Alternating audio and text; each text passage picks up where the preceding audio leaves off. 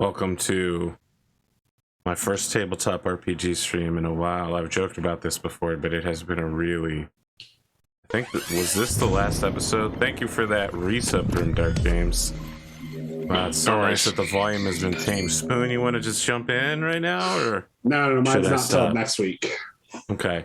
Note for live viewers, we're dropping like 64% frames right now on Twitch. I don't know what the fuck is happening for real, so... it currently says I'm at 0 kilobits a second, so you may not even be hearing this. Tonight's show may simply be direct to YouTube at this point. I have no idea. But if you were wondering what this show is, some would call it Warhammer 40K, Rogue Trader, Strings of Fate, Season 3, Episode 18, The Battle of the Dread Pearl. Normally I'd do an intro or skip doing an intro or something like that, but I'd like to do something a little different today. Grimdark James, you traveled to Las Vegas, got COVID, met up with Spoon without a mask on, possibly passed COVID to him, and ate McDonald's in a hotel room all week. I just wanted to present to you your award, an honorary American citizenship. Unfortunately, I had to cancel my plans to shoot guns in Vegas because we ran out of time. All right, your citizenship has been revoked. Yep, it's been, yep. Enjoy that 15 seconds of citizenship. I mean, does that make me a citizen? Because I fired a rocket launcher in Las Vegas. I mean, we're granting him a citizen for multiple reasons, but he failed to uphold the second most important of all American rules. Shoot a gun? The responsibility to bear arms. I had a whinge to Spoon as well when I drove down to meet him as well, because you know how your GPS will tell you that you know, this is how long it should take you to get there based upon the traffic conditions and the current speed and everything. I worked out that the GPS was telling me I could get there faster than the speed limit would allow. And in fact, even those signs on the freeway which say, you know, this many miles to the next exit, this many minutes, you know, it was like saying 25 miles and only 24 minutes, but the speed limit was 55 miles an hour. It's like you can't possibly get there in less than the miles minutes if you're going less than 60 miles an hour. But yet, apparently, they encourage you to speed. I don't think it's that they encourage you to speed, it's that they've anticipated that you don't give a shit. That sounds like America, yeah. Yeah, it's traditional in America to go 10 miles over the speed limit. Which usually 5, but some people do 10. Yeah. Depends on how rural you are. Oh, okay. Well, in that case, you're doing like 30. I would have said the opposite. Mountains. I would have said people in cities are encouraged to go way over the speed limit. I don't know. Like, because I was doing the speed limit, I was in the right-hand lane. Yeah. And there'd be like a exit I was driving alongside, and people behind me would whip out to the left, speed up past me, and then whip back across to the right and cross over like the shoulder to get into the exit, rather than just wait an extra 2 seconds for me to clear the exit feeder. Welcome to America. Yeah. What you're learning is that for some people, making your problem other people's problem is their top priority. What else do I have? I don't know. I'm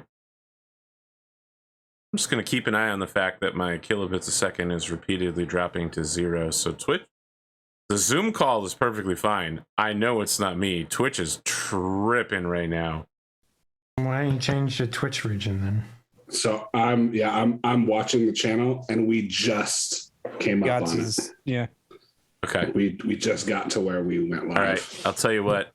I will have to stop streaming to switch regions. I've never done this. Or at the very least, it's been years. But here we go. Hold on, Twitch viewers.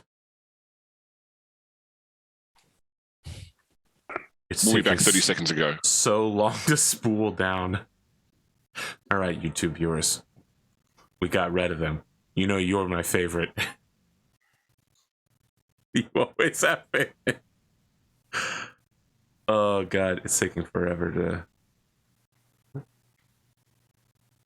It still won't stop. I'm locked into streaming it to Twitch right now. Oh, whoops. That was a problem.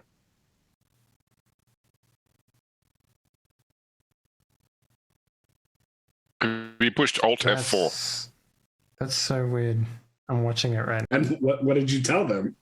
What? No.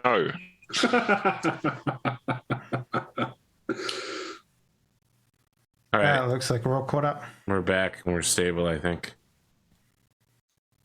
Well, I'm not going to repeat anything I did for Twitch viewers. If you want to know what happened in the first part of intros, you're just going to have to watch the VOD or watch YouTube. I don't know what is going to happen to it at this point. Pondo, what's going on with you? Nothing much. It's been a week. Little one's got has double ear infection, teething, and which caused bad diarrhea, which has caused a major rash. It's been a week. I've been playing Divinity since you guys were playing. You could have Divinity. joined us at any time. Uh, I think you would have made a good Thane. You know, you can just walk around and act like an asshole. I like the way you said you could have joined us, and he's like, Yeah, sort of like, I could have, but then I'll be playing with you guys. That would just ruin my day. it's kind of hard to jump in the middle of a campaign in that game. You're kind of like sitting there, all right, what's going on? What am I doing? What am I at? No, I also wanted to try tactician mode, which is the hardest difficulty, which is something. I'll be real with you guys. I never get very deep in those games. Divinity has always been like very difficult for me to like comprehend as a gamer. I'm not sure why. I always struggle with that particular series of games.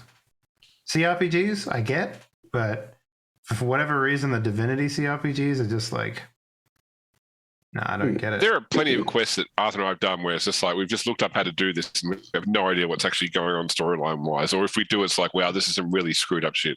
The hardest one for me was like the first Divinity was like, it was good. And I loved the first act setting, but then like, I could never work out how to get out of the first act. Like I just couldn't do it. Like nothing was clicking for me. And then the second Divinity, I had the same problem, but like it was different. Whereas like I got out of the first act and I went to the second region, and then everything was fucking whooping me left and right. Like nothing was like what I thought was supposed to be my level. So that was the problem I had with those games. Yeah, I don't know. But I mean, I like stealing shit in that game.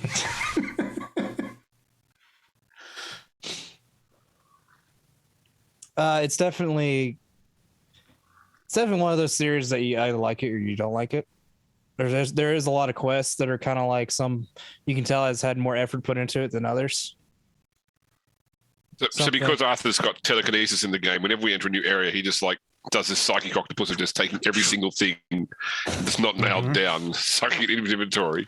Now, have you tried learning? Anytime I try to sell stuff, I can't because Arthur has like sold every single fucking nail or wooden board to vendors and cleared out all their cash. Are you with the nails? Are you spiking your shoes? Yep. Yes. Okay, that's important. Are you poisoning your weapons? No, but I am now. You just carry a barrel with you and you just bloop. Yeah, essentially at the Lady Vengeance, you can take a poison barrel, drop it off there, and do combine with it, and then put whatever your physical weapons are. The first thing I did actually after I played a little bit of Divinity 2 was I went back and I remade custom characters to all be undead, right? One of each race. Yeah. And then I just and I walked around. I was just like, poison, yeah. And then the second act rolled around, and everyone's like, "Oh, heal those motherfuckers!" And I'm like, "No, stop." Yeah. It's they whip out the healing spells, and you're like, "Oh, that's not great." You go, "Oh no!" How do you counter a healing spell? You can't. One of the things I quite liked when we played it yesterday was that there's a quest where somebody's killing magisters in the village. And there's a whole series of like going from person to person trying to find the clues. But the exact outcome is that the cook in the tavern is killing people, chopping them up and putting their body pieces into the Oh, stew. yeah. Now, if you happen to play an elf who can eat body pieces to get memory from the person's genetic code, and you just go and buy a stew from the innkeeper and eat it, you'll straight away go, oh, this stew was somebody. And you can go confront the chef straight away, skip the whole quest line. Yeah, that's the one thing I've loved about the Divinity series. They're the Deus Ex of RPG games, as far as I'm concerned. So, where like you can accomplish a task, like all the ways you wanted to, and sometimes you accomplish a task without even knowing that you're on a quest, right? Like it's kind of one of those sorts of games. So I don't know, I like it, but Where you can essentially drop midway through that quest, don't even know if you're on it. Then suddenly it's like, you completed this quest. I'm like, what? I did? my favorite one is when you like do something completely random and then like a fucking talking chest comes out of the ocean and is like, hey, do you want money or a weapon? And you're like, what? Yeah, I don't know. That game is fucking weird, man. Yes, it is. But that's been my week / couple weeks. Okay. Spoon, what do you got? Let's see. This week, mostly been working. Started watching the new season of The Last Kingdom. It's been interesting. I'm only 3 episodes in so far. Is that the one with the zombies? No, that's Kingdom. No, that's just Kingdom. This is The Last Kingdom, which is a dramatic retelling of the early Kingdom of England, like where it's still Wessex and Mercia and Northumbria, and there are Danes coming over from Scandinavia, and I don't know. It's like a medieval soap opera with fighting. He's getting psyched for Pendragon's what he's doing. Yeah, exactly. But no, it's been pretty good. It's kind of one of those shows where I really enjoy it, but the historical accuracy of it is just out the window. Played some Nebulous Fleet Command with Arthur this week.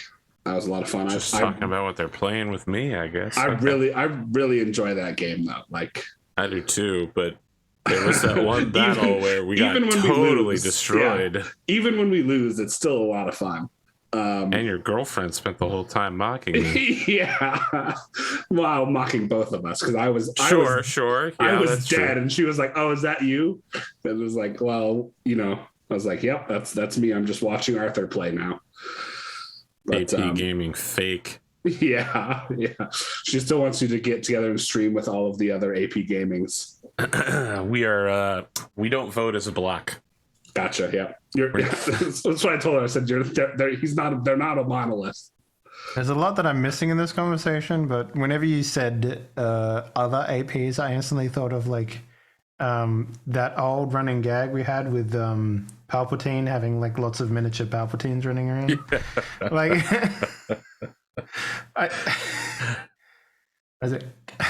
go for Papa Palpatine, or whatever the fuck it was. Yeah. You don't remember Palpatines? That was Virgil's Bard character.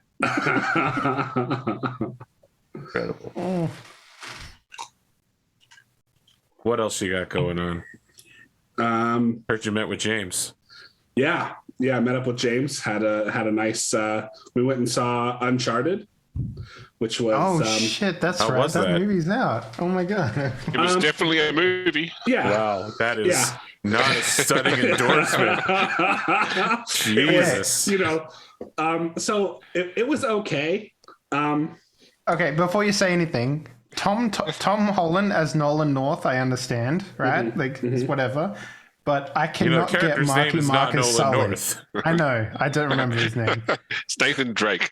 Yeah. But Marky Mark as Sully, I'm sorry. That is just the worst fucking casting I've ever seen. Yeah, that was odd. That was we cast him because he's popular. No, I disagree with you. I've seen the Avatar movie. I know worse casting when I see it. So, like the girl that was playing, what's her name? Chloe. Chloe. She They did didn't it just right. get the She did actor that character for- pretty well. So Yeah. yeah. Wait, did they not just get the actor from the from the games to play Chloe? It's like the same actor, right? Like No, I don't think so. I thought they modeled after her. Or They're not whatever. going to get Laura Bailey and all the others. No. So Nolan North does make a cameo though, Of course. which was entertaining. But so like it's pretty decent, but it's not like hugely like massively entertaining. May I ask you, Like- how does it fare for a video game movie on a scale of...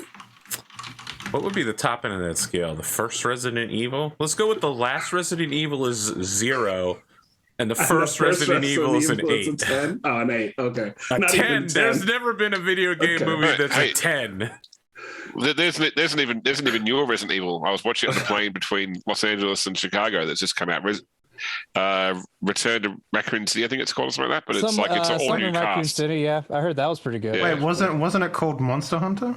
No. Saw that movie actually. It was So- interesting. Yeah. I would put this on the like up. It's on the upper half of the scale for me. Like I feel like a lot of the humor wasn't great. Like it just like it wasn't bad. It just wasn't that like their jokes weren't funny to me. But the action was pretty good. So for me, it felt like a computer game made into a film in that it was a bunch of sequences that were clearly put together around mechanics. You know, like when you build a computer game, obviously you want to have the underwater level or whatever, you know, you sort of work out the mechanics you want to have, and then you build a story around that, and it felt the same way here. It felt like they'd worked out all the scenes they wanted to have in the film. Now, how do we string this together tenuously with some plot line? Yeah. Yep. Should I take notes, James? Like what's going on there? So what you're telling me is that they made a video game movie and actually based it on the video game. Sort All right, of. Let me run some good video game movies by you. Okay. Tomb Raider? Which one? The first... let's say the only one. The first one. With I mean, Jennifer. have you seen the have wait, you what's seen her the name? Alicia Vikander one? No. Because that one wasn't too bad. The All right. Alicia Vikander one was actually not too bad. So The first Is that Mortal the- Kombat. The first Street Fighter. I was gonna say Street Fighter movie holds up pretty good. I think. So. I think these are all like 7s. Solid 7s. the only thing that saved Street Fighter was Raul Julia overacting because he didn't care anymore. He was dying and he wanted to make something for his kids and he fucking owned it. Yeah, he did. Yeah. Crushed it, dude. To be honest, the Sonic Hedgehog movie, the live action one, actually picking up pretty good. Yeah, I did like that one. I couldn't. Yeah, that I was couldn't pretty watch it. It was just Sonic the Hedgehog playing baseball with himself, being like, "I'm not pathetic, I swear." I was like, "Ooh, Yeah, God, I don't need this." It's like I'm voice acting my own depression. I mean, I like the Pikachu movie too. That was another good one. Yeah, Detective Pikachu. Yeah. Other than that, I got nothing for you. I why googled is it best saying- video game movies, and most of them aren't video games. Why is it What saying about Ready any Player Yui One? Bowl That movie? makes no sense. Yui Bowl? I don't know who that is. I'm sorry. He's the So guy Yui that makes Bowl is it? like Far he Cry made, like, movies, you know? Yeah, Blood Rain. He made one of Blood Rain. He made one of Postal. He made one of Dungeon Siege. He does all these sort Oh of my like god! he's like a very wealthy film director who is prepared to spend money making films with a high budget, even though nobody watches it or thinks it's any good. Yet, because he's like, it's my money. I can make whatever film I want. Wow. And he always does computer game movies. You guys remember when they made a Warcraft movie and it was so awful, no one ever spoke of it again? I actually worked on that movie. I didn't mind that movie. I watched it in I thought it was theaters. fine. I mean, it's World of Warcraft, right? I mean, Yeah. they had unlimited money anywhere in the timeline to go to. They were at the peak of their career, and they made a really average movie, even sub-average, I'd say. Like, so you have to go into that movie knowing that it's not going to be great. The it just cinematics isn't. in game were better than the movie by Ooh, a wow. huge margin. Wow. Okay. The cinematography, the CGI, every part of it was better than the movie. So can I say in 2008, in response to criticism, Uwe Boll put up a petition and said if he got 1 million signatures, he'd stop making films. And he got 1 million signatures to make him stop making films, but he kept making them anyway. Yeah, he's a grade A bona fide a-hole. Amazing. But that's a great way to get free advertising that you're going to make more films, is to just say, hey, look, I'm making more films unless you stop me. And even if you stop me, I'm still going to make more films. Yeah. That's a real Elon Musk move. Yeah, for Some sure. mogul money right there. So, and then we went and had a nice dinner at a place called Capone's. It was a speakeasy restaurant. It's pretty good. At the end of it, you're indicted for tax evasion. Yeah. I mean, neither of us drunk though, so it sort of felt redundant because Spoon was driving. I don't drink. Yeah. So, but no, it was pretty good. So I'm always shocked by the number of people in my cast that don't drink. What Maybe the there's fuck? They more of made you an- out there than I thought. They made an Ace Attorney movie. When? I'm sure that Spoon drinks, just yes. not when he's driving. Yep. That's wise. Yep. And typically, mostly only socially, anyway. So, but I prefer That's- to drink parasocially. I don't know what that means. yeah, Extra socially. when you're watching Twitch streams, I don't know. Yeah. When And- your waifu is doing a shot every time they lose an Elden Ring stream, Oh God. you also do a shot. Yeah. That would be parasocial. Yeah, that's a suicide stream right there, man. I mean, Silverveil did a 38 shot recently. That's a lot of shots. That is a lot of shots. I did that for Valhalla, the bartending game. Every time there was a ... ellipses, I did not finish the game. Oh man, It's bro. still not done. I was like, oh my God, I can't drink this much vodka. I'm going to die. Ellipses for me is like a huge crutch that I lean on, because when you when you write a visual novel, the text pacing is important, right? So every ellipse you adds like a nice like pause for effect, and you kind of lean on it too much. And I'm sorry, Arthur, you would die if you played my current game that I'm making with the ellipses. So, He frowned, like- leaning in, staring intently. Boom. Dun, dun, Ellipse dun. gone, real text there. Get fucked, Japan. It's the Literal first- inventor of the goddamn fucking ellipses and visual novels. The first game I played with ellipses was the original Final Fantasy VII. And I remember Every time playing Cloud around doesn't with, like, talk. yeah, exactly. Yeah, I remember playing around with like one of the anime style game creators. I actually might have been like Renpy or one of those sort of programs. No, RPG Maker VR, whatever it was. But yeah, it had like Cloud as a default asset, and so I just put Cloud into my world. And all he ever said was ... no matter what you said to him. Oh, so you too have played the Telltale Game of Thrones game. Yeah. Just stay silent. You can play the entire game until Cersei kills you if you don't say anything other than ... That really pissed me off, actually. I was mad at that. The only other thing I've been doing is the MCDM Discord server has been keeping a little spot on r/place with the MCDM logo. So I've been making sure that stays up. So What's MCDM? Sorry.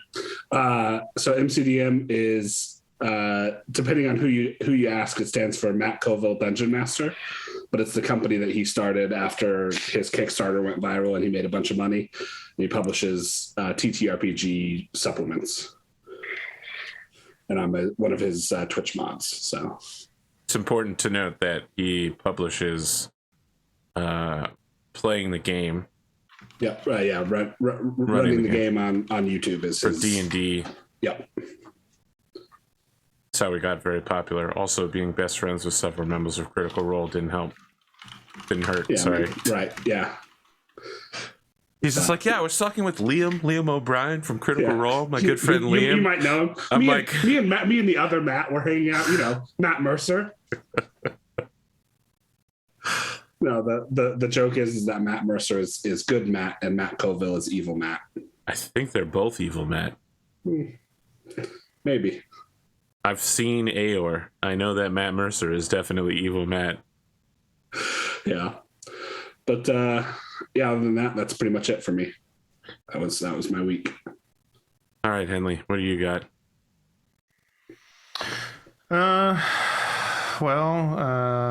Housing market here in Poland is the shit house right now. We went from 1.2 interest on mortgages to 7.6. So, record highs all around. Not the best time to be trying to get a loan started. It's because the population there is growing because of people coming across the border. Like they said that elementary schools in Poland have had a 20% rise in attendance since the start of the year of kids from over across the border now going to Polish schools. I'd believe it. The other thing, what else? Oh, I had my adult game live stream thing. It was kind of a bit of a clusterfuck, as you'd imagine. The first ones always are. Sorry, a literal clusterfuck or a figurative clusterfuck? Because this is the adult game industry we're talking about. So, I mean, the definition of a clusterfuck is almost like a failure. So I'm not. I mean, I see the joke. It was a good attempt. Let's keep it together for YouTube, guys. And for Twitch. I don't want to get banned in the next few seconds. That's right. You still serial kilobits, or you actually got some bandwidth now? Wow. Sharp. We're good. So, I mean, I've been doing night shifts, which means I watch the daughter sleeping so that the wife doesn't constantly wake up every 2 minutes to make sure the baby's not dead. So I've had a lot of time to watch TV and shit. So I've been catching up on just about everything under the sun. I recently finished that Ragnarok TV show, the one about the Norwegian one. That was pretty good. It was very strange, very strangely paced, but it was not bad. And there is one I would recommend to everyone, which I've never heard anyone talk about, strangely enough. There's a cartoon called Final Space. Have any of you guys heard of it? The name sounds familiar. It's got like a ton of really, really, really famous people in it, like David Tennant and Conan O'Brien and a bunch of people like that, all in this like weirdly funny but also very serious space opera cartoon. It's really good, and I recommend everyone take a look at it. It's just on Netflix, but very strange show. But at the same time, it's just like, yeah, okay, I can get down with this. I don't know. I recommend everyone take a look at that if you got the time. There's only 3 seasons of it, but it's like, yeah, it's not bad. And what else? I don't know. I guess that's pretty much it. I mean, just working. The same old shit. So will there be another adult video games thing next year? I don't know. I didn't organize it. It's run by a company called DL Site. They're like a mostly predominantly Japanese focused release platform. Ellipses. Ellipses.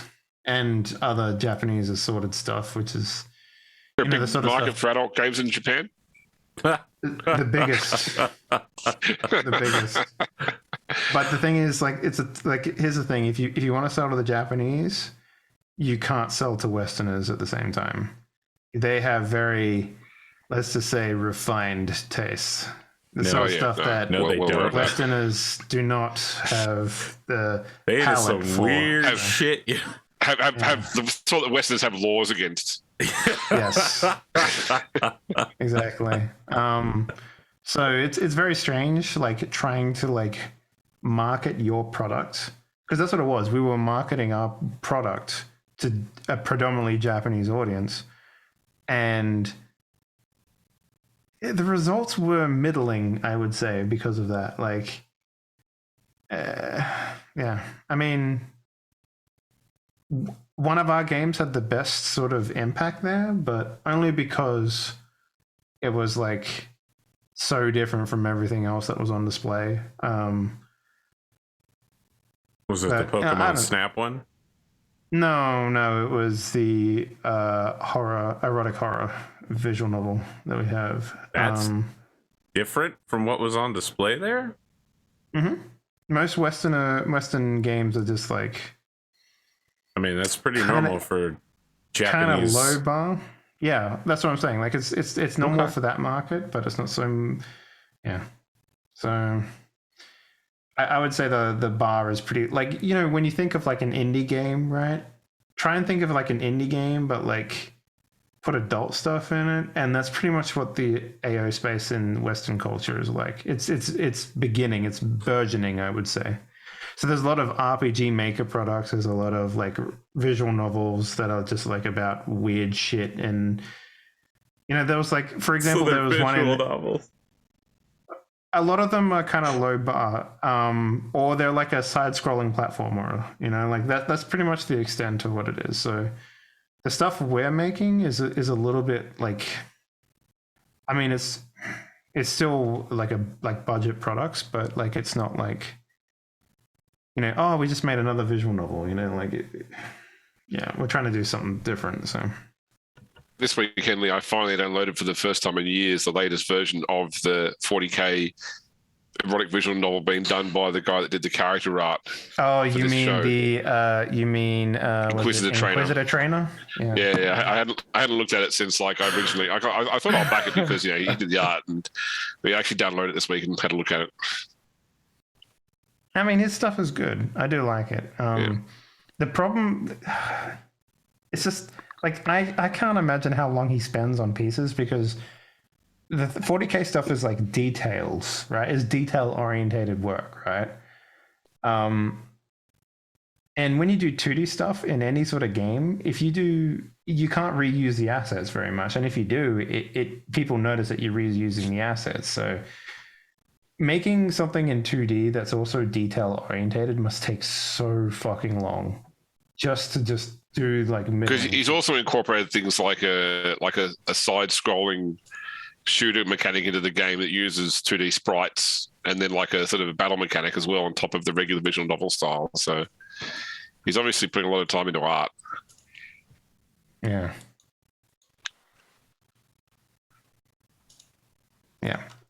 So all in all, I mean, I don't know. That's pretty much everything I had going on. So. James, what do you have? Oh, well, look, as AP alluded to earlier, I've been stuck in hotels now for 3 weeks straight, having had to go into a hotel before traveling to the US because my kids got COVID, so I wouldn't catch it before I went to the US. Then I did my week in Vegas, got to Chicago, dropped into Adepticon, and then started getting text messages from people who were in Vegas saying, oh, I've just gotten COVID. And then I found out, I got COVID here too. In a particularly mild way, but it meant I couldn't fly back to Australia on Wednesday like I was supposed to. So at this point in time, I've got a appointment with a doctor tomorrow to tell me that, well, they need to tell me as I've been 7 days since I've been diagnosed, which will allow me to actually fly back if they can confirm that I'm no longer contagious. I can get a letter that Australia will accept. So hopefully at this point in time, heading back to Australia on Monday. If I can't get a letter tomorrow, I don't know what the next course of action is, but I'll let you all know tomorrow. But so I've just been in hotel rooms. I've been playing either WWE 2K22. I'm on like my third GM mode playthrough. I've been playing through progressively longer my GM modes. I've been playing Old Republic. And I've been playing a lot of Divinity 2 with Arthur. So I obviously really appreciate if I can't do anything, having someone who's willing to play computer games with me is a pretty big thing. I also managed to get a game of 40K in via TTS with one of my friends in Australia, which we drew on. Orcs versus Space Wolves. So I'm getting more and more drawn games now with 9th edition, it seems, but it may just be the missions we're playing. But yeah, I don't have much else to say other than that because that's really been my life. These 4 walls, plus a lot of Uber Eats. I was finally able to leave the hotel yesterday. My 5-day isolation ended, so I went to the local mall to get dinner. Tried to go to a Lego shop, but it was too many people in there. They wouldn't let more people in. Went to a game shop, but they had gotten rid of all their Warhammer stuff. They had some RPG stuff there, mainly D&D. But yeah, Adepticon was good though. I managed to get the 2 event exclusive miniatures that you'll never get in Australia because there's no GW major events there. So I'd hope to go back and get more for friends on the last day, but they'd already sold out. Got some BattleTech maps while I was there as well. Got to play some Grinder. And also watch a massive, they had on the last day, I sent Spoon and Arthur pictures, they had a massive game of BattleTech for the whole day, starting at 10, finishing at 4, and they didn't actually finish the game. That was 3 stars of Clan Mechs, Clan Ghost Bear, versus 4 Lances of Comguard for the Battle of Tuckeyid. Unfortunately, although the Comguard had a mission to do, the players like, let's just kill mechs. So they didn't actually go after the mission. So I would call it a win for the Ghost Bears there because the mission objective got completely ignored. Was that a win for the Ghost Bears? It sounds like a partial win to me. Sounds like maybe a marginal victory. Yeah, no full credit for the Ghost Bears. Always second place. Well, look, I mean, the Comguard had a rifleman, which meant the Ghost Bears were already on a leg up anyway. So I know, I saw that rifleman. I was embarrassed to see it on the battlefield. Yeah, I think the players just got red line fever and they're like, let's just go at it hard and screw this objective. I want to kill mechs. It's actually inspired me to once again look at whether we want to try and do a one-off game of Grinder on APs. Like, go to Discord, find who wants to play, get the NOS to make a big map for us, and just run like a, I don't know, because you could. Because the thing with Grinder is you can jump in and jump out. So someone can play for a bit and then not play for the whole game. So you can actually run like quite a long stream of it with people just coming and going as they wanted to. But someone's obviously going to be streaming it the whole time or at least recording it. So there's going to be a consistent connection to it for it to actually work. Sound like a good time to play Fake Grand Order. If only I still actually played Fake Grand Order. Yeah, or I don't know. Maybe if you liked BattleTech, you could actually play BattleTech. I don't know. It just seems like an option that would be on the table there for you since you supposedly like BattleTech. What do you mean supposedly? I have 4 award-winning, amazing shows. I'm the only one on the internet that's still doing BattleTech at this point. Do I have competition? I'm just saying I'm my own competition. Everybody else is competing for Endosteel. When you're offered to play BattleTech, you're like, I might play my gotcha game instead. People have to ask questions about whether or not you're really committed to BattleTech. I don't know if you know this, James, but I don't want to play BattleTech for 12 fucking hours. Because he's done that multiple times. Yeah, I was going to say, what time we start playing BattleTech tomorrow? Noon to 7, and not a minute more. Because we still have to farm after that. Yeah. Is the farming you picking up all the scrap pieces of the mechs? No, we're still playing Farming Simulator. I know. I was making a joke. You think I would let toxic mech debris anywhere near my fields? What am I, Eric Vulgaris? Rivers full of unexploded LRMs and other ordnance. It's fine. Nothing to worry about there. Red's going to be particularly yeasty this year. Yeah. Don't bite down too hard. You might explode. All right, James. I've got the time skip saved. Although it now occurs to me I have to account for the length of the other video. Initial part, yep. The one thing I will say is that I sat down yesterday and created a system for today's game, a mass battle system that I've had all the time to write and none of the time to play test. So if you all die today, that is definitely on me, just so you know.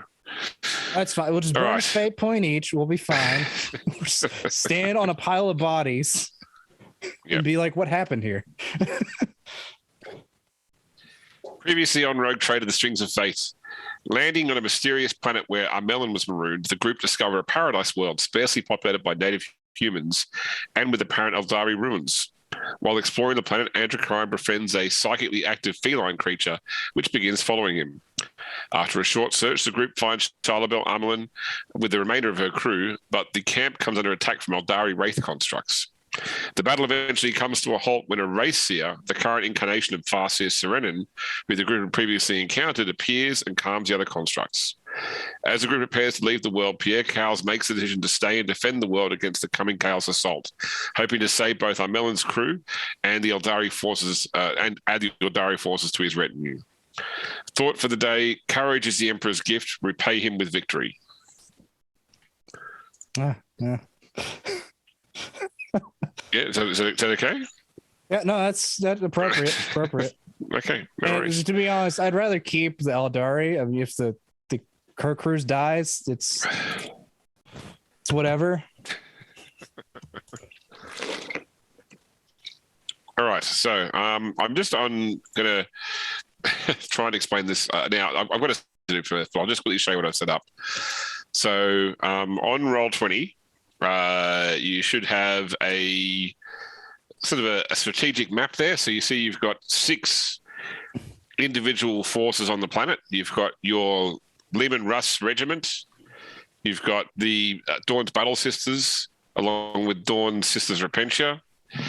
You've got the Wraith constructs under the command of Farseer Serenin, along with their Wraith fighter, the ones that Spoon didn't destroy. And then also the crew of the Grace of Sofa. The green bars represent what's called the unit strength, which is effectively their health. So if their green bar is drained to 0, then effectively they are no longer combat capable. They're not necessarily dead or destroyed, just no longer capable of engaging in combat. And the blue bar represents morale. So if their morale bottoms out, then they quit the field. Otherwise can't act. Whereas with the spaceships, it's the regular. Green is hull, blue is crew capacity, and red is morale. Does that all make sense? Yes. Yes, and you've also seen I've spaced out a space above the planet called Bombardment Zone.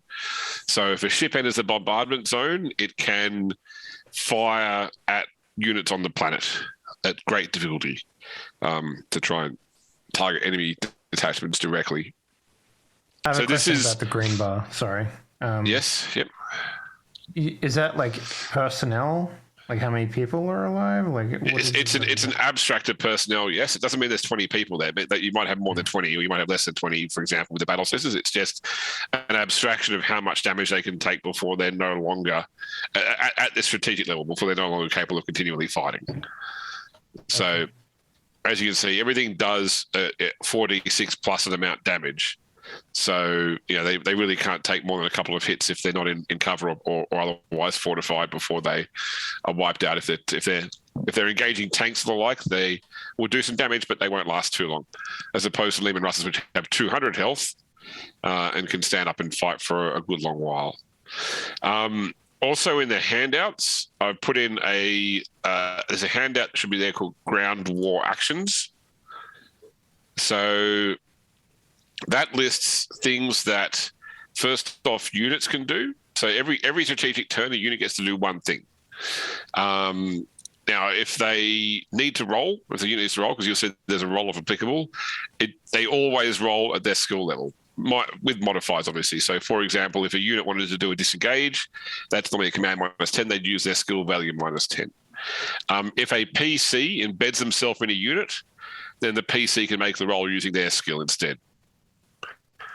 And then below that as well there is explorer actions, which if you're not embedded in a unit, each turn, each explorer can pick one explorer action to do as well.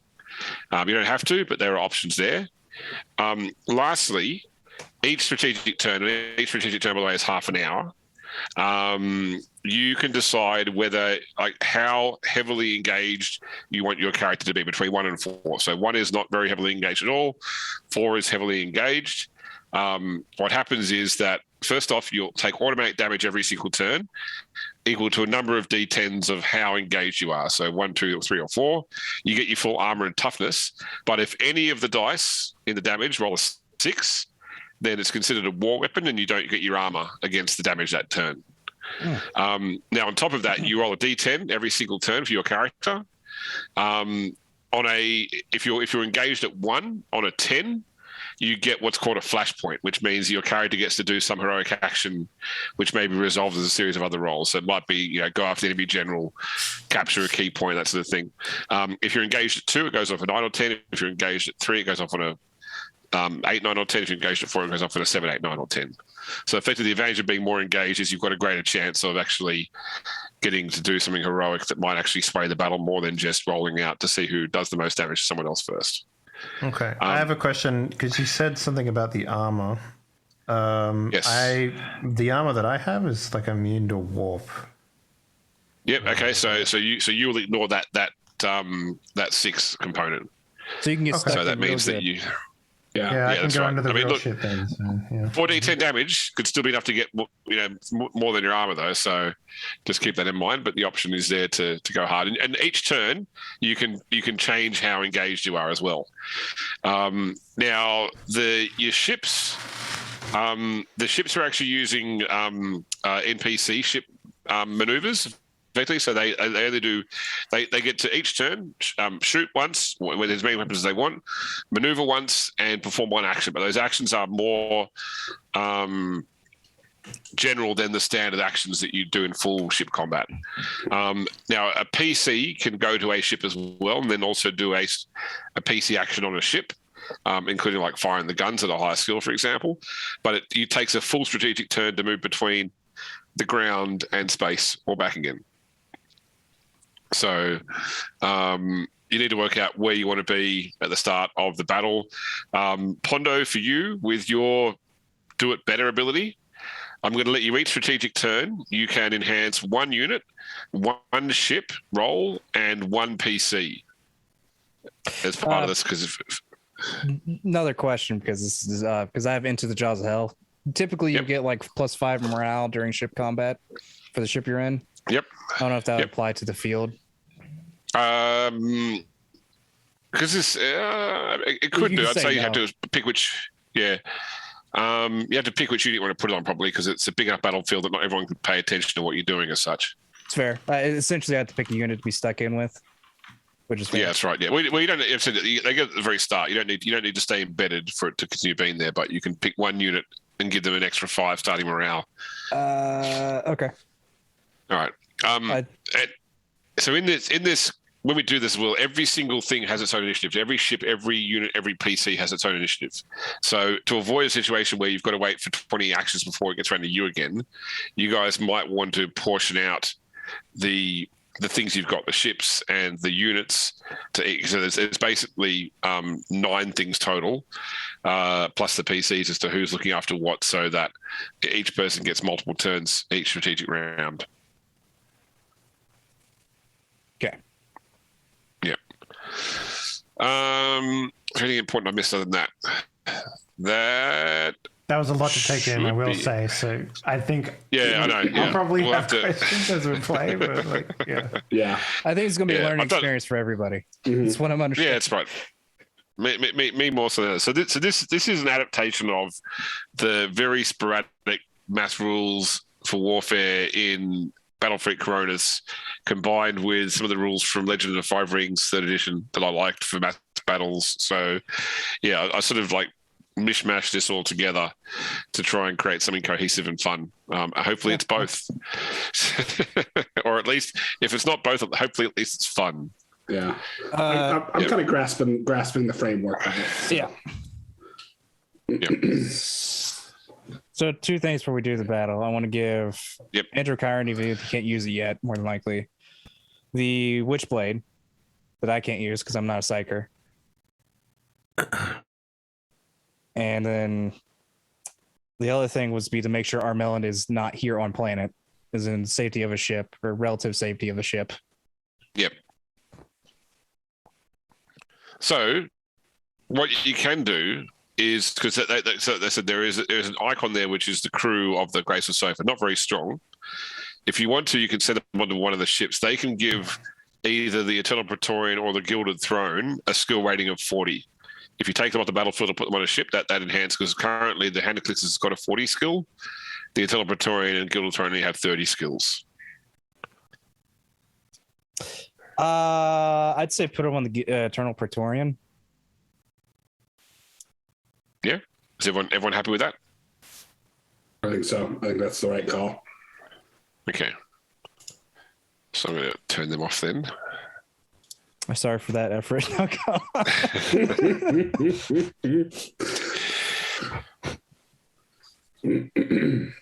Okay, so that's little squishies that not have to worry about.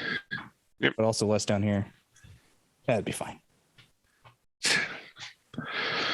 So I also believe that Androchiron had a scene he wanted to do, and then I've also got a scene to do as well before we get into the actual combat. But I know that Arthur likes to go first, so I'd like to invite you, Arthur, if you wanted to frame your scene as we discussed yesterday. That's trure, but I might need to change it based on everything you just told me. I want to sell you on something. Okay. There are several communications-based things here that Androchiron is technically fucking awful at. However, I would like to posit to you the fact that according to table 6.5 under psychic powers, anything within orbital range is an instantaneous communication for him. So that rather than him being present on any battlefields, that he might best serve as a basically as a fax machine for another character, possibly Pierre, to issue orders and issue rallying morale to everyone all at the same time, rather than issue a command to any one person. So you're like my superpowered Vox machine guy. Yes, I am your Vox machine. That doesn't require electricity to work. Just, calcium. Calcium, crazy vitamin pill. Yeah, that's it. Constant just calories. You're like a nuclear powered cell phone, except probably 10 times worse. Instead of radiation, you have chaos leaking from you. Well, I let you think on that. Androchiron is going to resume wearing his blindfold, since Dawn has forbidden him to use his cybernetic eyes. And while the Lehman Russes are coming down and the Grace of Sofa crew are being shipped up, battle lines are being drawn, defensive emplacements are being made, he simply creates a sort of psychic animus ritual center to clear his mind, and essentially creates a small shrine to both the God Emperor and to the living saint Don Leteinia, as he focuses for an upcoming battle against demons, because he knows not only will his work be on this field, seeing things that others cannot, but after the battle, he's probably going to have to search the minds of everyone in the whole fleet to figure out who's gone insane or corrupted and, snitch on them. So he's got it's his very long day ahead, and he's just preparing his mind. The soundtrack is absolutely some Enya shit, like right out of Lord of the Rings. He's moving in slow motion. Everything in the background is watery and blurry, almost like a watercolor filter, as he just sits quietly meditating.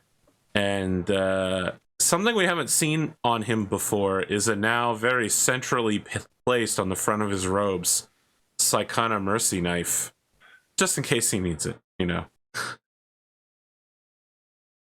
Just in case he needs it like strapped to his chest with the blade up, so he can just sort of like headbutt exactly. the blade if he feels the need to. So he can put his palm on it and just.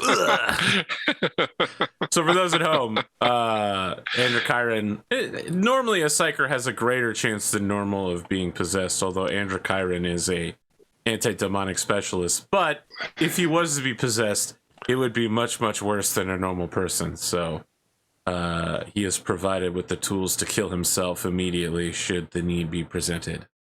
And he's preparing himself for the end. Androchiron walks into the Futurama 50 Cent suicide machine booth. Wow, we got Ratosaurus Somehow here with doesn't us tonight. die. That's it for me. So let's quickly just go back to your earlier question. I'm happy for you to effectively make Androchiron's thing he does is give anyone else in the group an extra action each turn with their ability, effectively. So he's coordinating. But now he needs to be on the ground down below, in which case he has to at least pick one level of engagement, or he can be on a ship. The only drawback of being on a ship is if the ship is destroyed, he has problems he needs to deal with then, like the being exposed to void. Yep. Yeah. That would be feel like pretty Eternal bad. Expanse other of- problems, actually. That's why he's locked himself on the Eternal Praetorium behind thick layers of ceramite or whatever it's called. Oh, okay. So you're gonna be okay. Okay, no worries. Why? Do you want me to be somewhere? Listen, you're the boss. No, you're fine. I was trying to figure out where you are. I'll strap you to my backpack and carry you around, Yeah. and you can be like my field radio. All right, I'll go with Dawn then. Absolutely. Whatever The, Dawn moves to, I just move with her. Okay, no worries. Okay, Well, I was making a joke, but if you want, that's No, fine we'll by do me. it. You be my jetpack. And the buddy. second action you give people happen on your turn, Arthur, by the way, as well. So you'll Sure. still roll initiative. All They right. don't get two actions in it, and there you go. Okay, cool. I just thought the idea of like Androchiron, like by them going up, he's like slowly sneaks in there, be like, peace. I just saw that Okay. Red Lee wrecked me in comments as well about how this system is more complicated than Warhammer Codex. Shit. I deserve that. All right, so before this kicks off, the first thing that your people inform you of is that two ships arrive in space from the warp. So one of those is a my notes. It's a Black Fortune now. No, it's not. Sounds like it's time to They're siege it and take it for ourselves. There's one of those. I think is at least bigger than all of our ships. So Yes. It's a I think significant it's the size of size the planet. What is it? Or something like that. One is a Slaughter class cruiser. The other is a Hellbringer class planetary invasion vessel. Oh, I wonder what it's doing. I swear, if it's doing boarding actions, I'm gonna be very confused. Remember when we were on that space station and the giant planetary invasion cruiser arrived and we shot the shit out of it. Nero destroyed it with a cash register? I remember. I do recall that. Yes. If only we had a cash register now. Yet there are no strip malls on this planet. Yeah, I tried to make the ships roughly to scale to each other. That is, not to the planet, etc. Right. So we holdo maneuver the Eternal Praetorian into the excruciation. killing Okay. both. So you can at least see their name plaques, but you can't see their health bars, I'm assuming. Yeah. Yes. Like, fantastic. Okay. I think I've got this shit worked out. Okay. So I'm gonna guess the excruciation is the bigger of the two. It's the bigger of the two, but that's the Slaughter class. The planetary invasion vessel is actually the Dark Masquerade. Yeah. Okay. The excruciation's the cruiser. Okay. Yeah. That's it. Yeah. So the excruciators are free. Okay. Or is it a free? Yes. Okay. Yeah. I know they're both. One's a cruiser, one's a light cruiser. Oh, okay. All right. But once they both warp into the system, the Vox operator aboard the Hand of Calyxus lets you know that you're getting you're being hailed by the Dark Masquerade. Okay. Androchiron is going to be in Pierre's ear, worm tonguing, going, "They lie." Yes, I know they lie, or they say, put them through. Okay. So effectively, a screen comes up now. You assume you've seen Hunger Games, Pondo? Bits and pieces. Okay. Do you know the character Effie Trinket? No. Okay, so in the first Hunger Games film, the woman who wears pink that goes to to actually recruit them from their district, Oh, with okay. like the yes. powdered Now I know face. what you're talking Yeah, about. that's it. Okay. Okay, no worries. So that's Effie Trinket, and this is similar to what the person on the other side looks like. Like definitely that sort of white makeup face with like really like high contrast red lipstick, powdered wig, sort of pinkish colored tunic with gigantic shoulder, bouffants as such. Definitely a Are we a talking very like ostentatious display. Are we talking like 80 shoulder pads, like suit shoulder pads, or like? No, I don't know how you describe it. If you just Google Effie Trinket, If you drink it, should give you an idea of how she looks. Yeah, literally the first picture on Google is perfect.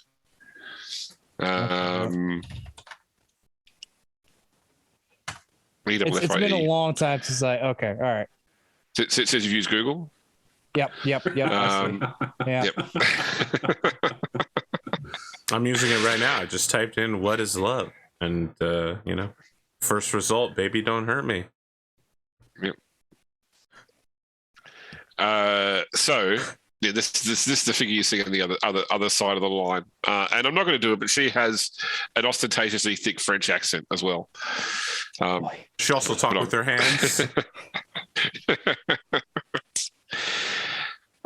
Lord Captain, it's a pleasure to finally make your acquaintance.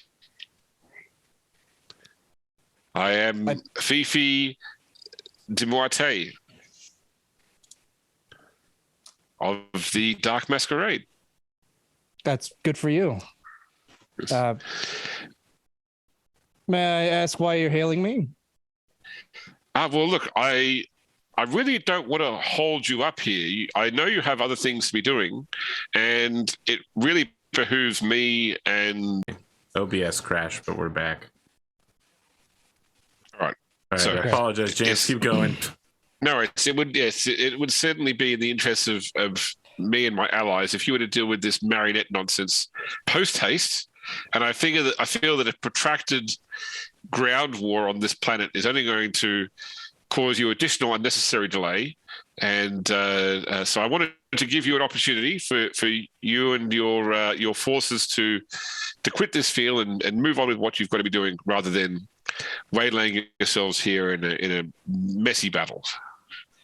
Darling, what really behooved me would be you to kindly go back to whoever dressed you to smack him on the face. Okay, the look of you just made me stunned for a second to actually reconsider my eyesight. Now, I would kindly behoove you to leave, so that way we can go about my business, you can go about yours. It's well, oh gosh. Unfortunately, I'm here with certain individuals who don't really report to me and they're going to be landing on this planet and they're going to be making a mess of things regardless of whatever you and I come to. I just really want to give you the opportunity to, I could delay the inevitable, but I can't prevent it. Okay. Several powered armored friends and their demon clawed allies, if you take my meaning. I take your meaning perfectly fine. I also have power armored friends with, not demon claws, but one guy who's a double fister. Take that as you will. Oh, that sounds pleasant. No, not really.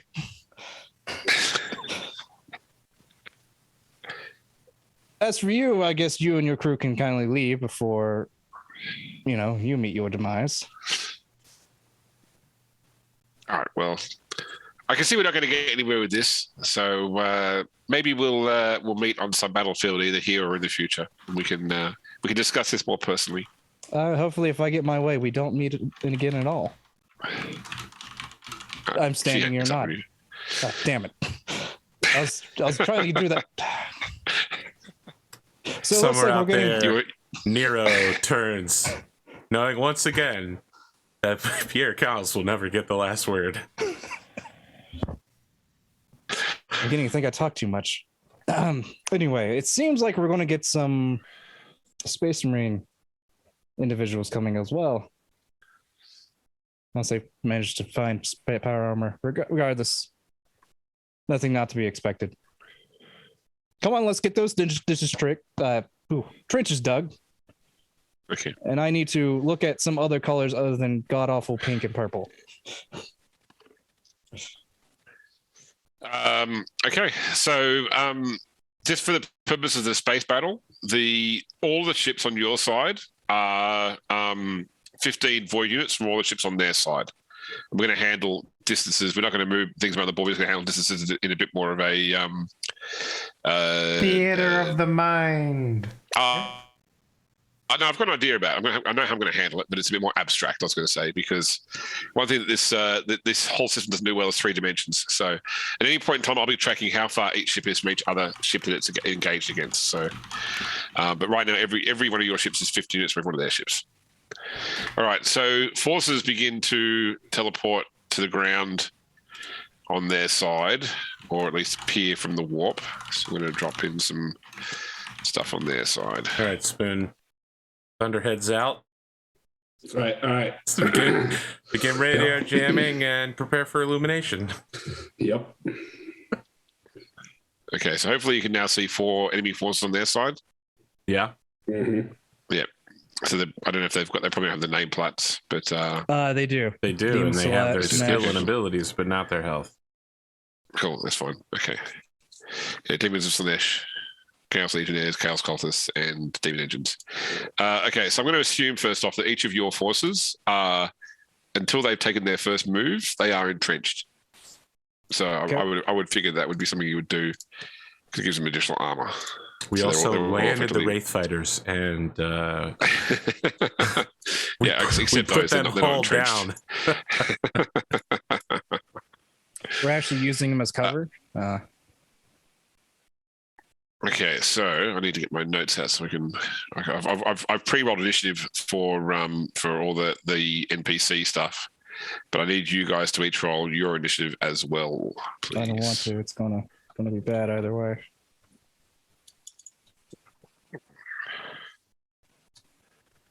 Ooh, I thought that Oh, one. all right, never mind. All I right. thought that one was mine for a second. And I went, oh no. Oh, All right, I What's that? actually didn't roll snot this time. That's good. It's great. oh, is I mine? appreciate Did I do my? Oh, for fuck's sake! I set up all the initiative on the title screen, not on this screen. Is there a way? no. Is there a way to move it across? There isn't. Is there? I don't know. Okay. All right. Talk amongst yourselves while I get this sorted out quickly. You can still. I didn't even realize that it was screen dependent. To be honest. So, So how do Now we do. we want to split up our units? let me ask this: is anyone going to be making a lot of rallying or other type of, something communication What does that based? require? What does that Rally require? is blather, command, deceiver, intimidate. Regains morale and gains +5 on all tests to that unit. Just anything Blather, that requires deceive- communication that Androchiron follows you around Wait, for. sorry. Repeat the Blather, skills, command, deceive, intimidate. I mean, it'd probably be me. It's not the only communication based thing. I was just using it as an example. Is anyone actually going to commit to making any sort of like airstrike, artillery barrage, rally, anything talking based? Or should I be preparing myself to psychic powers my way across this battlefield? I will. Okay, then I'll just follow Pierre around. So wherever you're going, I'm going. Navigation service rule. I don't think I have that. But you probably have command.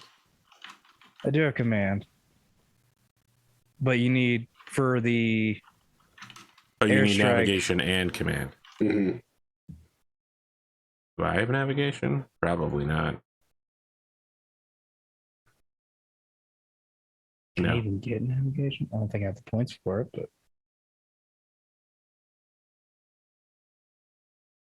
I think if any navigation I could get, it would definitely not be surface. Oh well.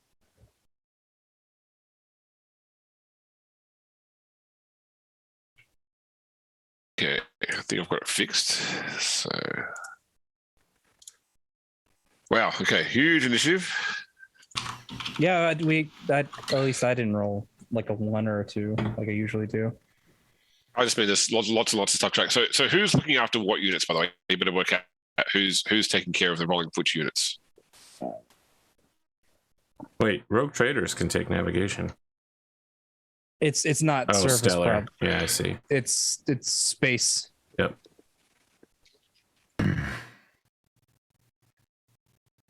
Yeah, I think navigation surface would probably be something that Spoon's line would get. I could be wrong, but I have navigation stellar. you're right. So how do we want to split up our units here? There's eight total, including the ships. So if everybody just wants to like take two. I mean, I can take the two religious sisters. ones. Yeah, that's kind of what I figured. Requentia. Yeah. I'll take the Eldars. Okay. I'll take the Hand of Calyxus and Internal Praetorian. So I guess I'll take so Androchiron, are you taking the Wraith Guard and the fighters? Yeah. Okay. So then I'll do the Gilded Throne and the Leman Russ Regiment. sounds All good. right. So is anybody embedding themselves in a unit, or are you solo on the battlefield? I was thinking about going in the Battle Sisters squad, but like, because they can probably move at the same speed as me, right? So, Yeah. I mean, we're talking about half-hour turns here, so come what may, they get there one way or another. Oh, I see. Half an hour turns, really? What's the benefit of embedding yourself again? That you can use your skill for their skill if any of the roles they might do. Gotcha. Okay. I will go ahead and embed myself with the Leman Russ Regiment then. Okay.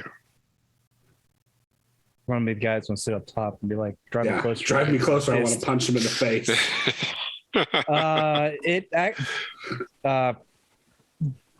Don, it might actually work better if you're with the Repinship because they're all about getting stuck in and ripping and tearing. Outside of the fact that they have 4 armor. and an already higher skill. Yeah. Oh, do they have a higher skill? Mm-hmm. Mm-hmm. Oh, okay. Yep. I mean, so your skill, it's only for roles like they'll still use their skill to attack. They won't use your skill to attack, Spoon. Gotcha. It's only okay. with the ground war actions, like if they're doing like gotcha. a charge roll for intimidate, you use your intimidate as opposed to their skill, for example, dig in, etc. Gotcha. Mm. Then I might take the. Maybe not. I don't imagine Leman Russ going much for it. No, I'll take the Leman Russ. Okay, and I will unembed myself then and be solo. I will also embed myself with the Leman Russ.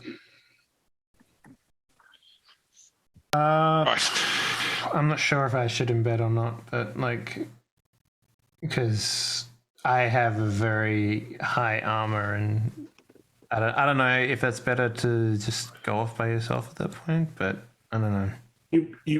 It might be useful to do triage actions because I know like the sister stuff is like their quote unquote hit points are lower than the rest of our forces. Oh yeah, I wouldn't be able to. Yeah, they're 20s. I wouldn't do rally. I wouldn't be able to do rally, would I? Okay.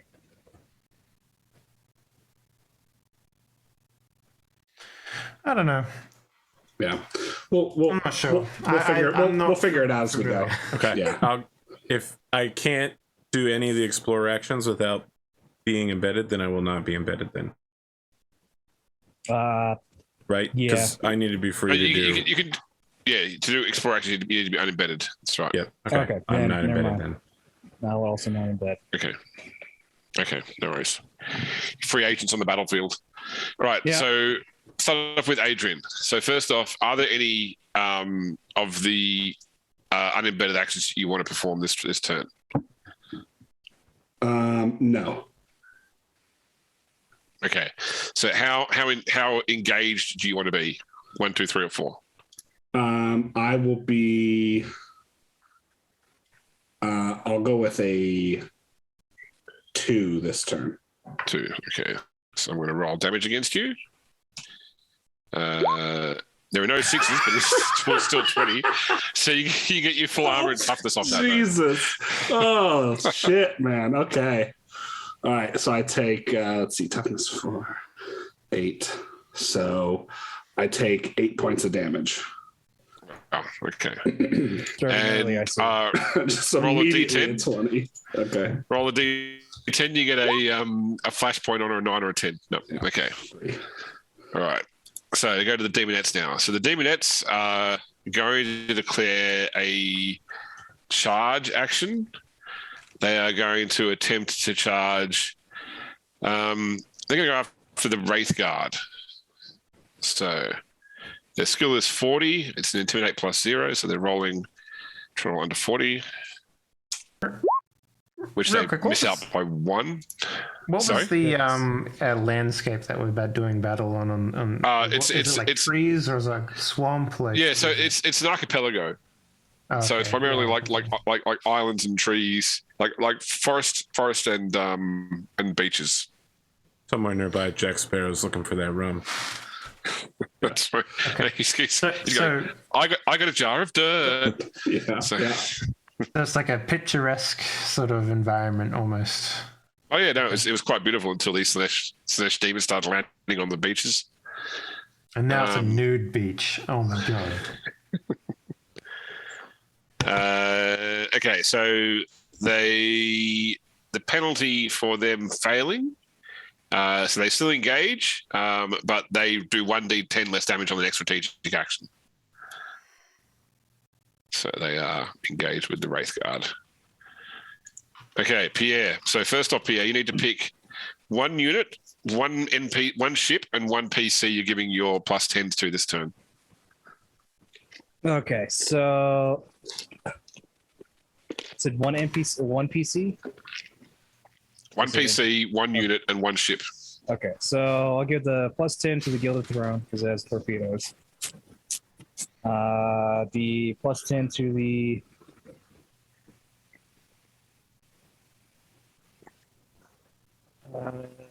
Wraith Guard goes before. Right, so I'll give a +10 to the Wraith Guards, and then a +10 to Dawn. Why not? And which ship? Huh? Gilded And which Throne ship do you want is to +10. Gilded Throne? Okay. Yeah. So, are you performing as a explorer action this turn? Yes. I'm going to do. Don't need a rally at the moment. Don't need a Medicaid. I think the only thing I can really do. So for airstrike, would I need to pass both navigation and command, or do I need to pass? Yeah, it's both. If it says "and," it requires both. If it's a semicolon, it's one or the other. Okay. Okay, so I'll do reconnoiter. And do. Well, I guess I got pass roll first, and I'll probably go on to maybe wing rest. So, silent move, concealment, or awareness. Which one would you like to do? I would love to do awareness. The bold move considering our history with awareness rolls. Hey, I passed it. I want to hear it. Cool. So 'Cause I know our best. Oh, I know our track record. Okay, so the Lehman Russ will get +10 on all actions, and then +1d10 damage in the next strategic turn. I Yep. guess we do this So one. keep in mind that you don't attack in the same turn you advance. So unless they get charged, they won't be able to attack this turn. So it won't matter, but it also won't hurt them. Would they need to charge to shoot? Well, it's whether they're engaged or not, whether they're engaged at range with enemy such. So if someone engages them, then fine, they'll get to attack in their turn. Okay, how engaged do you want to be? How engaged do I want to be? I'll get stuck in at a 1. 1. Okay. He already rolled all of his 10s, so. All right. So 9, but you get your full armor and toughness, so that'll be fine. And roll me a d10. On a 10, you get a flashpoint.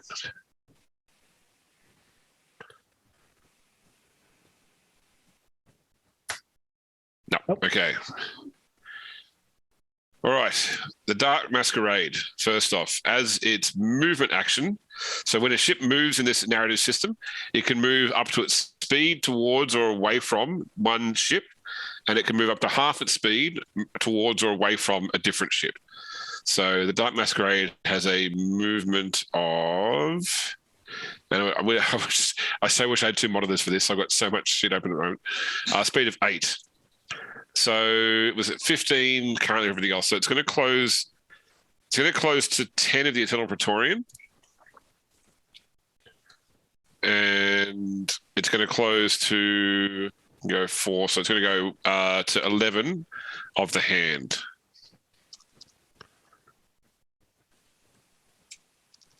Okay. And as a shoot action, it's got no ability to shoot, and then as its extended action, it's going to launch. So it launches 1 wing of bombers and 1 wing of fighters. Oh, great. Yep. And they move towards the Eternal Praetorian. So they are 3 void units from the Eternal Praetorian at the end of this strategic turn. So not close enough to bomb the Praetorian yet. All right. The Gilded Throne. So who's controlling the throne? That's fair. That's you, Pondo? No, it's me. So it's Boone. Okay. So you've got one move action, 1 shoot action, 1 extended action. Okay. So just to so extended actions for NPC ships are. I should have put this on the. I mean, I had time to put this on the. Okay, so they are either all ahead full, which increases your speed, damage control, which repairs damage, disabled or unpressurized components. Launch attack craft if you've got bays. Prepare to maneuver gives you higher maneuverability. Reload ordnance lets you reload things, or target lock gives you bonus to shoot. Okay. So at the start of the turn, the Gilded Throne is 15 void units away from both the Masquerade and the Excruciation. Okay. And it has a speed of 8. Yeah. All right. So, and the Dark Masquerade move towards the Eternal Praetorian and the Hand of Calyxus. Yep. Okay. Yep. I'm gonna. So the Gilded Throne is going to close with the Dark Masquerade at full speed. Okay, so Gilded Throne will now be at full speed. So if you're not doing all ahead full, then full speed brings you to 7. Okay. Okay. And then and did you also want to move it half towards the Excruciation as well, or keep it? No, I wanted to move. Yeah, I wanted to move half away from the Excruciation. Okay, so take out to 19. Yeah. No worries. And I think I'm just outside of range of all the weapons. Okay. So if you take the extended action all ahead full, you can get closer and still shoot this turn. Okay. Well, yeah, I'll go ahead and do that then. Okay. So that gives you additional 1d5 speed. So let's roll 1d5. So an additional 4 speed. Okay, so you can get close then to within. Well, you can get to within 3. How far do you want to go? How close?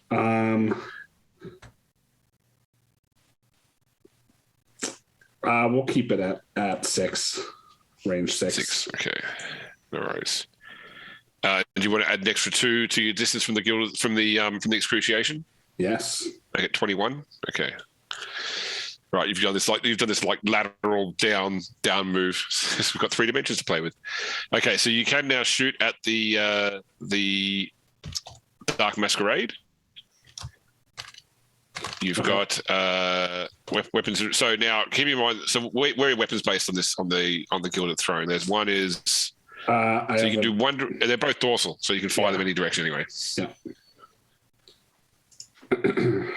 So normally, they're both macro batteries as well, so there's no need to worry about lance, which order you do them in. All right. So the skill of the pilots is 30. That's a hit. Oh, like, all right. And yep. So that would be 2d10 or. Well, so first off, because it's you've got 1 full degree of success there, which is taken out. That takes out the void shields this turn. Gotcha. Okay. So, okay, and then the second one can shoot. And just misses. Just misses. Doesn't he have Okay, but the void. Or would that go to? I do have a +10, right? Or wouldn't that go to would the that first be? shot? Or Yeah, it's with the Guild of Throne. So, Yeah. No, it's because it increases their skill by 10. So. Okay. Okay, yeah. So effectively, what that does mean is you get an extra hit on the first one and a hit on the second one. Okay. So you'll actually get then. So it'll be 2 lots of 1d10 plus 2, but they'll get their armor off both hits. Okay. Because they're separate hits. probably not going to do anything. But So 9 for both of them. 9 for both, and the Dark Masquerade has 18 armor. No. that's what I figured.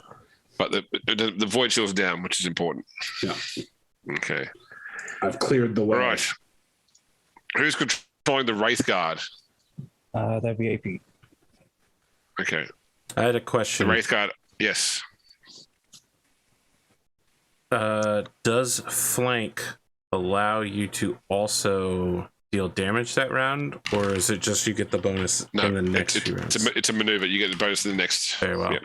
Does attacking take away being dug in? No, because they've attacked you while you're dug in. Okay, well then we just counterattack them. Okay, cool. So you just roll their skill, and I think Just they 50. They get a +10 as well. yeah, that's where I wanted to put the +10.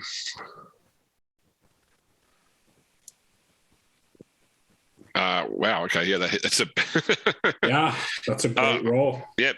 That's a great hit. Okay, nice. Roll 4d10 plus 9 damage.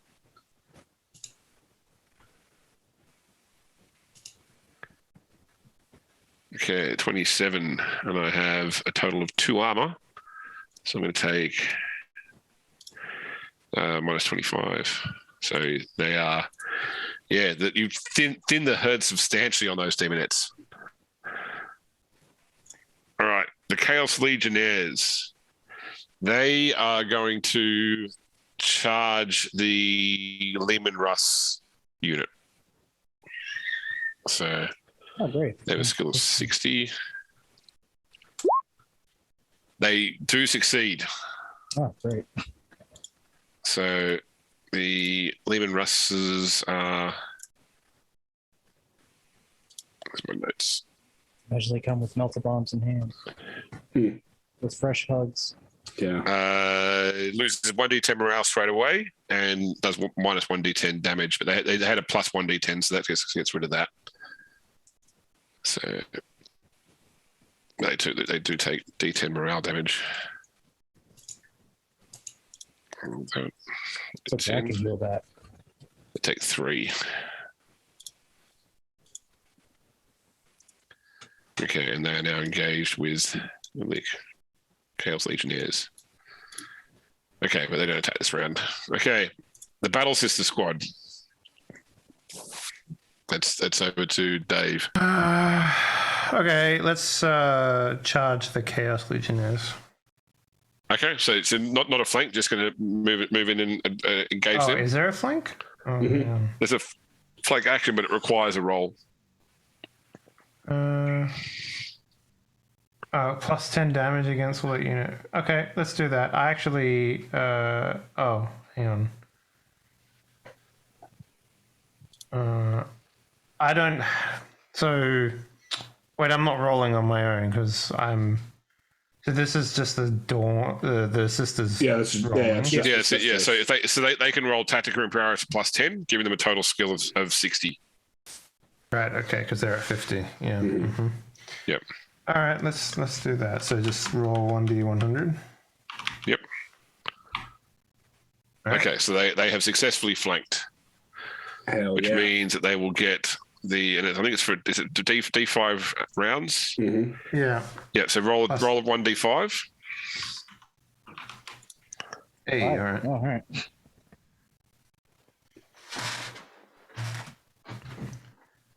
Right. Okay, so they're no longer dug in though because they've moved.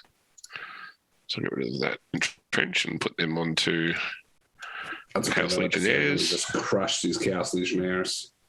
Yep. Okay. Now Dawn. Yes. So first off, is there a explorer action that Dawn wants to take?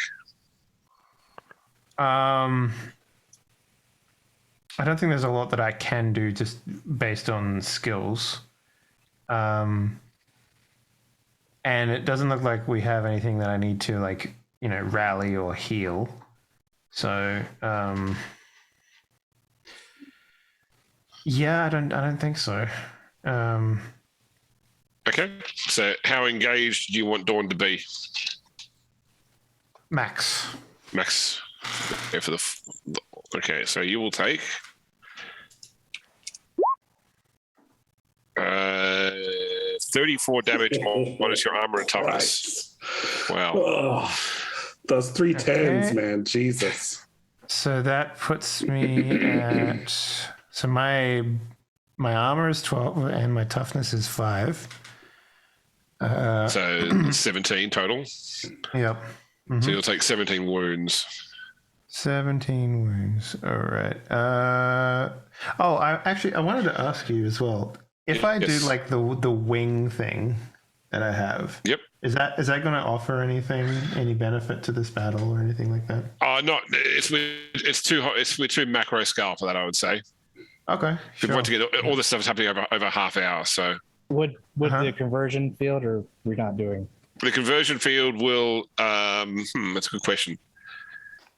So you can roll. So I'd say you can roll your conversion field, but it will probably only reduce the total damage by 10. Oh, by 10. Because it reflects multiple hits. Yeah. D100. Okay. Never mind. It didn't work. So That means the option's out there, which is nice. yeah, the option's good. Yeah. Okay. So how much did you say? 17. 17 wounds. All right.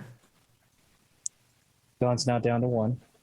No. Okay. So roll a d10. You get a flashpoint on a 7, 8, 9, or 10. Oh, yeah, you got stuck real in there.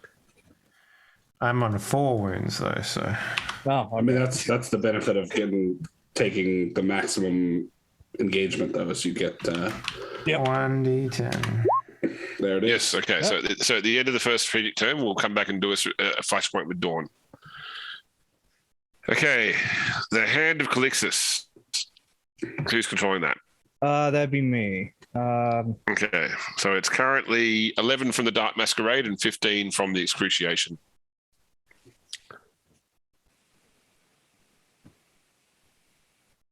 There's no real point to getting in the range of the. Wait, I thought the lance was range 9, not range 5. I think you've got the macrobase at range 9. Oh, okay. Well. Yep. I guess I have to get closest spot. Can I? How far away I am from the masquerade? You are 10.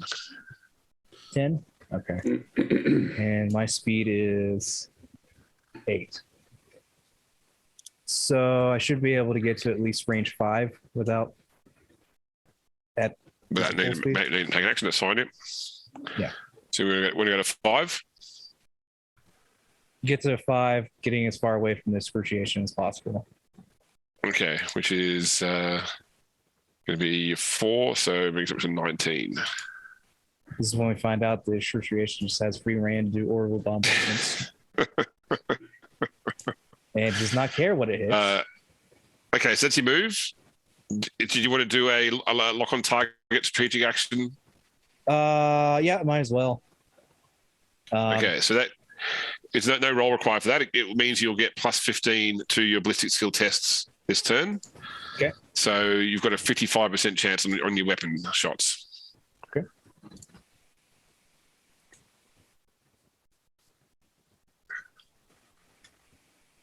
Nope.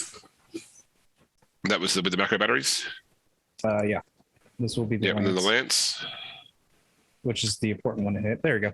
Yep, that hits. Okay, no worries. So with 1 hit. So that will ignore. I forgot. You gave me a plus 10, right? For the whatever. Yeah, I did give you a plus 10. Yep. So I don't know. That'll apply in your flash. That'll apply in your flashpoint. Sick. All right. So do D10. Okay, so your damage you one is 1d10 plus 2, ignoring armor. 9. I don't think I get any crits though, right? No. Yeah. Okay. Plus, I'd have to do Augur Sentry for that, right? Sorry? We'd have to do Augur Sentry to do any sort of crits, right? To target anything other than obvious components, yes. Oh, okay. Okay. You've damaged the Dark Masquerade. Excellent. Okay. That. The Lehman Russ Regiment, which is currently engaged with the Chaos Legionnaires. Who's controlling the Russes? That's me. Okay. They are just going to attack the Chaos Legionnaires. Okay, they've got plus 10 to skill this turn. Yep. That'll hit. Mm-hmm. Roll your damage. 4d10 plus 9. Plus 9. And then, do I benefit from, or do they benefit from? They had a plus 1 dice, but they also took a minus 1 dice. Gotcha. Okay.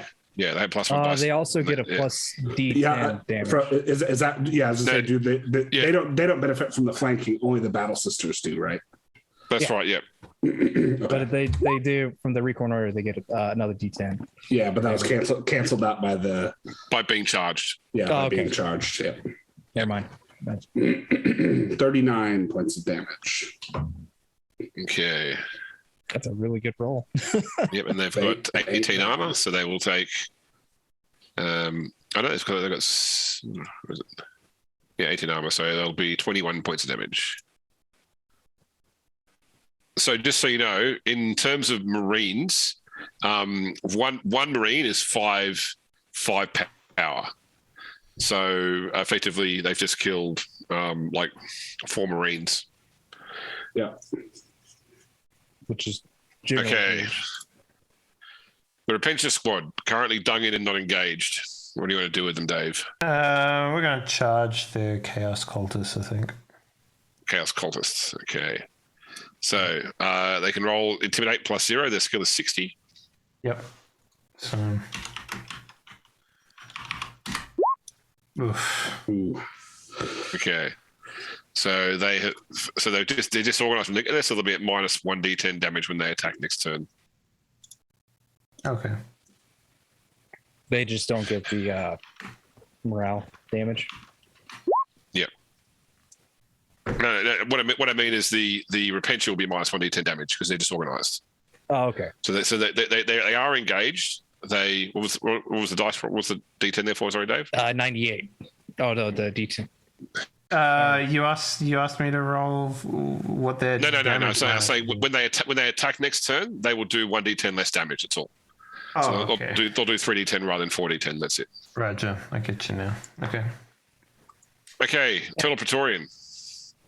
That is also me. So your range is currently 5 to the Dark Masquerade, 19. Either way around. That's right. So it's actually 15 to the Excruciation, and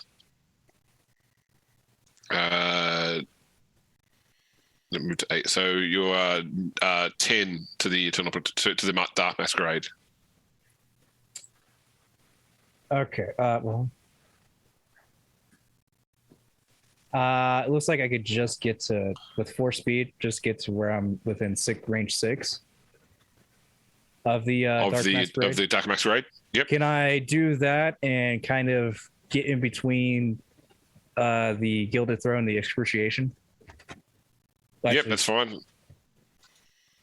I'll put you to 13 of the Eternal. Put you to 13 of the Excruciation. Just in case the Excruciation is some sort of weird way to lob a 20 hex or 20.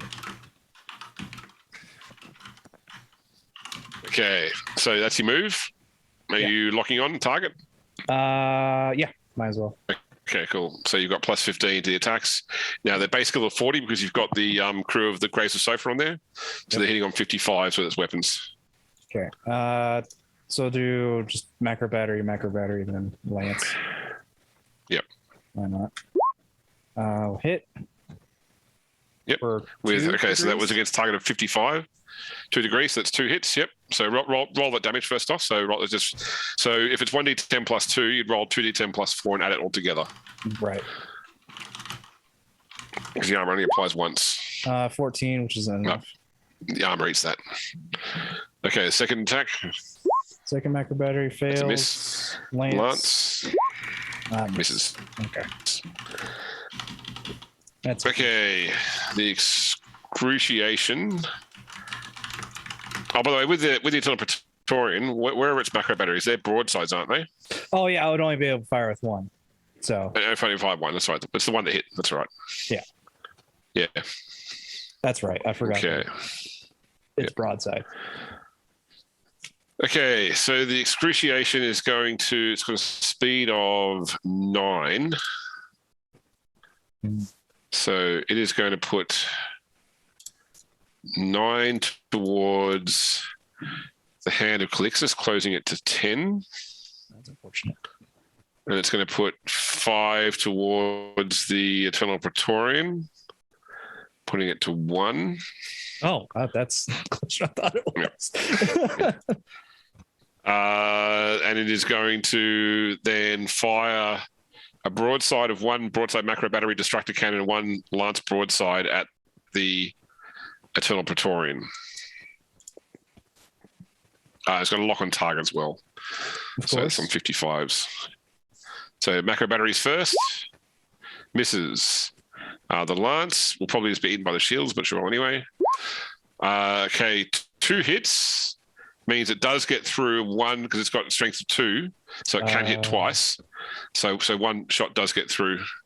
Okay, yeah, because it only has Doing, yeah. Okay. Doing 14. Wow, 14 damage. So from whole integrity. I'll mark it off. That's fine. Okay. It's essentially down to 52. Yep. Ouch. All right, the demon engines. They will attempt to flank the Wraith Guard. A skill of 40. They succeed. So the Wraith Guard are flanked. They lose D10 morale. They lose 6 morale. They are flanked for four rounds.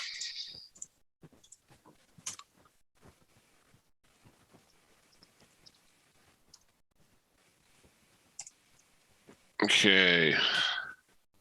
Androchiron.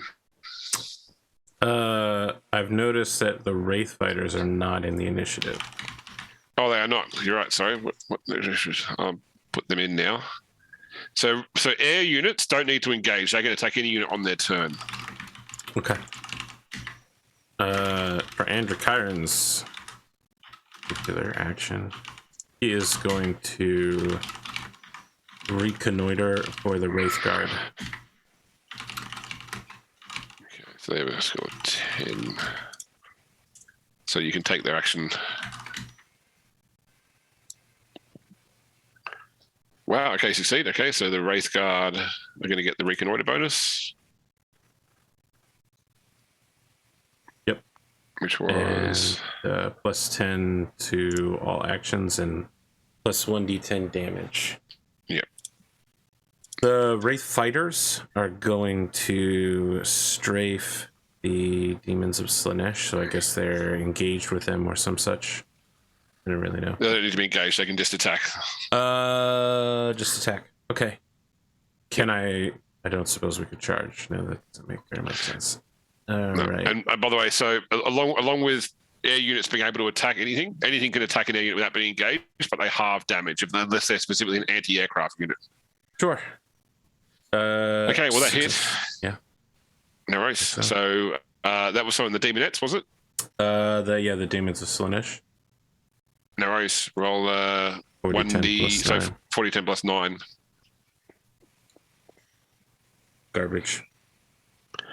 Okay, still enough to kill them though, because there's nobody on the field that can resurrect them. So the demons are destroyed.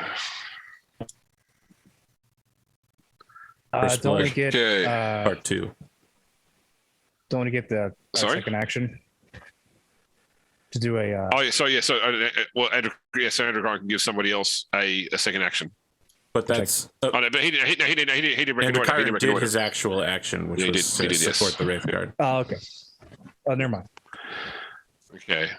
They seem like they're going to right, need the it. cultists are going to try and attack because they're in battle with the Repentia. So the cultists have an awesome skill of 20. What are they attacking miss with? horribly. Clubs and discount auto pistols stolen off of The Satilla? combat knives. You seem to know a lot about chaos cultists for someone who's not on the side of chaos. All right. So let's get to the rounds. Let's go to Dawn's flashpoint. So Dawn, you're with the Battle Sisters, or I know you're not embedded, but you're sort of in that thick of fighting where the. Before this happens, James, you didn't ask me about my engagement. Oh, sorry. Yes. What is your Right. engagement? I think I'll Yes. engage at 3. So 3, far, okay. you've been rolling all these 10s. There's no way you could possibly get me as well. No, 17 minus your armor and toughness. Okay, so my armor and toughness is 11. You take 8. 17 minus 11 is not 8. I'm sorry. 6. It's been a long day. 6. Yes. So I'm down to 12. All right, and then roll D10, and 8, 9, or 10, you get a flashpoint. Yes. Okay. So there's 2 flashpoints to resolve. So why don't we do those after a break? Sounds great. Friends, we'll be back for the second half or fourth half. I mean, depending on how you look at OBS and Twitch in about 8 minutes. And, some riveting stuff here. I'm not on Team Eldar, but I guess I'm directing Team Eldar. So go Eldar.